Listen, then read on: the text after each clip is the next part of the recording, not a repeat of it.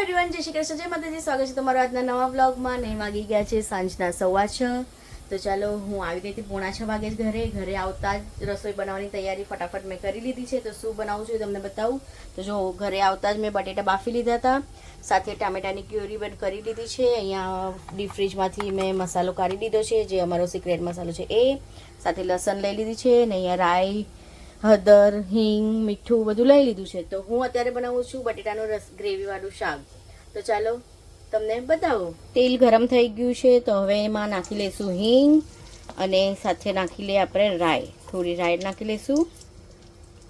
બસ, તો રાઈ ફૂટે પછી આપણે એની અંદર નાખી લઈશું ટામેટાની ક્યુરી. તો હવે આમાં નાખી લઈએ આપણે ટામેટાની ક્યુરી.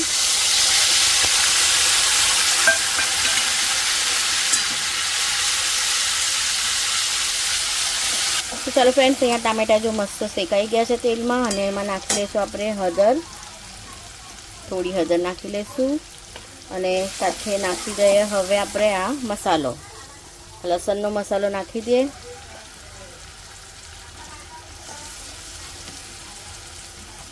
અને આને એકદમ સારી રીતના શેકવા દઈશું. જ્યાં સુધી તેલ નહીં છૂટે મસાલામાંથી ત્યાં સુધી આપણે એકદમ સારી રીતના શેકવા લેવાનું. લસણનો મસાલો એકદમ સારી રીતના શેકાઈ ગયો છે અને સાઈડમાંથી જો તેલ પણ છૂટી ગયું છે. તો હવે એમાં નાખી લઈશું સ્વાદ પ્રમાણે મીઠું. અને હવે એમાં નાખી લઈએ 1 ચમચી દહીં. તો દહીં નાખીને ફટાફટ મિક્સ કરી લેવાનું.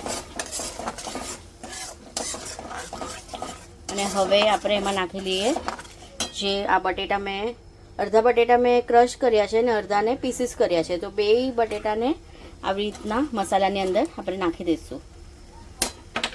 તો હવે મિક્સ કરી લઈએ ફટાફટ અને એમાં નાખી દઈશું પાણી. પછી આપણે જેટલી ગ્રેવી જોવે એટલી બનાવવાની. જે બટેટા ક્રશ કર્યા છે ને ફ્રેન્ડ્સ, એટલા માટે, કેમ કે ગ્રેવી મસ્ત આપણે ઘટ થાય, ઠીક થાય એટલા માટે. તો ચાલો હવે પહેલાં આની અંદર હું પાણી નાખી લઉં. તો ફ્રેન્ડ્સ, અહીંયા જોઈ લો ગ્રેવીમાં એકદમ બોઇલ આવવાનું ચાલુ થઈ ગયું છે ને હવે આપણે શાક થોડું પકાવવા આવ્યું છે. તો હવે એની અંદર આપણે લસણનો તડકો આપવાનો છે. તો એના માટે મેં તડકા પેન લઈ લીધું છે. એમાં નાખશું થોડું ઘી. ઘી ગરમ થાય પછી એની અંદર આપણે હવે નાખી દઈએ લસણ.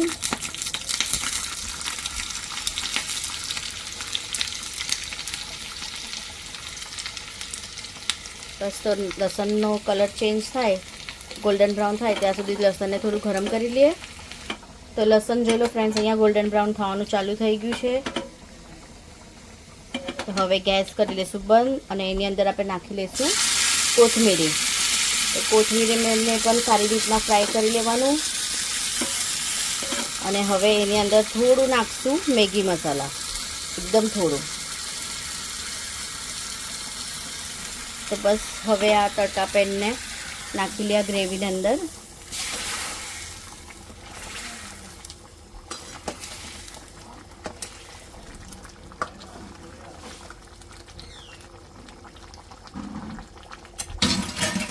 તો ચાલો હવે ગેસ કરી લે સ્લો અને બરાબર મિક્સ કરી લઈએ. અને બસ 1-2 મિનિટ જરા તેલ ઉપર આવે, તેલ અને ઘી બેવ નાખ્યું છે આમાં, એટલે બહુ ટેસ્ટી લાગે શાક બટેટાનું.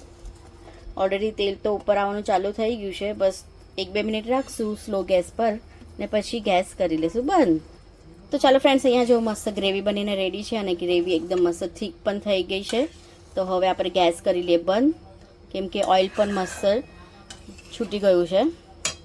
તો હવે ગેસ કરી લઈશું બંધ અને આને મસ્ત ઢાંકીને મૂકી દે એટલે ઓર ડબલ ટેસ્ટ થાય. અને કોથમીરી ફ્રાય કરી નાખીએ ને ફ્રેન્ડ્સ, એટલે બહુ ટેસ્ટી લાગે. અને અહીંયા જોઈ લો, મેં લઈ લીધું છે સાકરવાળું દહીં, કેમ કે હું ખાવાની છું અત્યારે સાકરવાળું દહીં. થોડું પેટમાં ઠંડક થાય એટલે. તો દિવ્યાના પપ્પા ગયા છે કામે. દિવ્યા છે એના ફ્રેન્ડ્સ સાથે ફરવા ગયો છે અને સ્વીટ ઉડી ગઈ છે એની નાનીના ઘરે. એટલે આપણે અત્યારે ઘરમાં એકલા જ છે. તો ચાલો ફટાફટ મસ્ત સાકરવાળું દહીં ખાઈ લઈએ, કેમ કે મને પેટમાં થોડું ઠંડક કરવું છે એટલા માટે. તો ચાલો હવે દિવ્યાના પપ્પા આવે ત્યારે તમને મળીએ. તો ફ્રેન્ડ્સ, હું આવી ગયો ઘરે અને જોઈ લો વાગ્યા છે કેટલા 1:30. અમે 11:15ની ટ્રેન પકડી હતી, આવતા આવતા 1:15 થઈ ગયો ને પછી ટેક્સીમાં અહીંયા આવ્યા એ 15 મિનિટ, એટલે 1:30 વાગી ગયો છે. એટલે પાક્કા 2 કલાક કલ્યાણથી આવતા આવતા.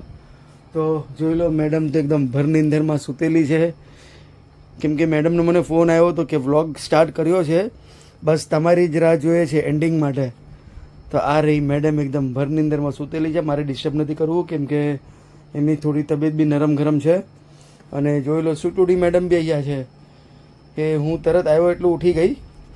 તો મિત્રો ચાલો આજનો વ્લોગ અહીંયા જ એન્ડ કરીએ. મળીએ કાલે એક સરસ મજાના નવા વ્લોગમાં.